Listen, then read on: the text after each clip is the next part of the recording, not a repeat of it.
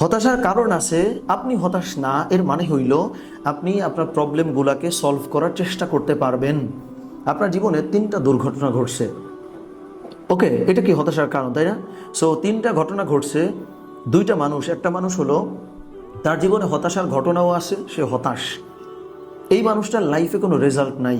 পক্ষান্তরে আরেকজন মুমিন যার জীবনে হতাশার ঘটনা আছে, এটা সত্য, কিন্তু সে যখন হতাশ না, তখন সে ওই ইভেন্টস বা ওই ঘটনাগুলারে সে মনে করবে যে ওইটা একটা এক্সটার্নাল জিনিস, ওইটা আমার কাছে এসেছিল পরীক্ষার জন্য, সো এটা আমার রেসপন্সিবিলিটি, আমি কিভাবে রিয়েক্ট করে আল্লাহ সুবহানাহু ওয়া তাআলাকে খুশি করতে পারি। বুঝছেন পার্থক্যটা?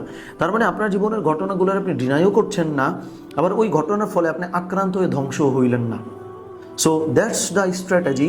যদি অ্যাজ আ মোমেন আমি যদি ভালো লাইফ লিড করতে চাই বা ভালোভাবে জীবনযাপন করতে চাই, ঠিক আছে, যেটা আমরা 5 নম্বরেতে পেলাম, আল্লাহ সুবহানাহু ওয়া তাআলা আমাদেরকে জানাইলেন।